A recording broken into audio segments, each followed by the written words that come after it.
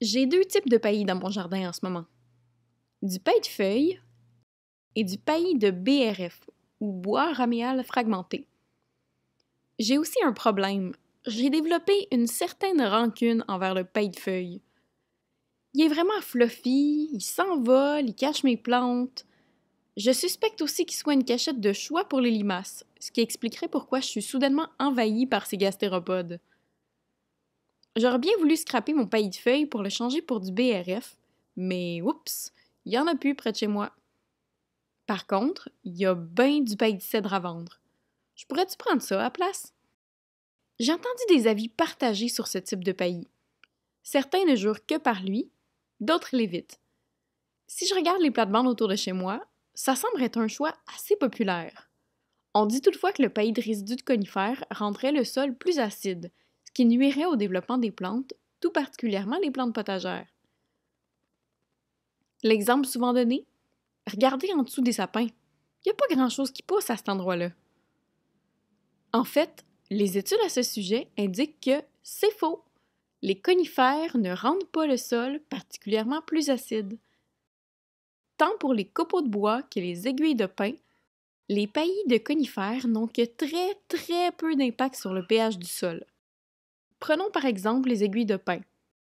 Fraîchement tombées, elles sont du côté acide de la force, avec un pH de 3,5-ish. Toutefois, l'acide contenu dans les épines ne se lessive pas instantanément vers le sol. Il migre lentement alors que les aiguilles se décomposent.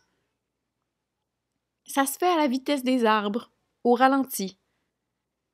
Les éléments acides sont modifiés par les insectes, bactéries, champignons lors de la décomposition. Plusieurs études ont observé que, en bout de ligne, le pH du sol est neutralisé. C'est pas plus acide. Par exemple, le pH du sol a été testé dans l'arboretum de l'Université du Wisconsin, sous des arbres poussant à cet endroit depuis 25 ans, pour voir si la terre était plus acide sous les conifères ou sous les feuillus. Leur observation? Le pH du sol varie selon les endroits du jardin, mais pas selon les types d'arbres. Dans ce cas-là, pourquoi est-ce qu'il y a très peu de plantes qui poussent en dessous des conifères? Ça serait à cause de la compétition pour l'eau et les nutriments dans la terre, pas parce que le sol est trop acide. Les sapins font une toile dense de racines tout près de la surface et vont chercher tout ce qu'il y a de bon dans le sol, ce qui empêche les autres plantes de se développer. Autre chose, certaines études observent que le sol est souvent acide autour d'un sapin dans la nature. Ça serait toutefois parce que les conifères poussent mieux dans ce genre de terre et se ressèment naturellement plus souvent dans ces endroits.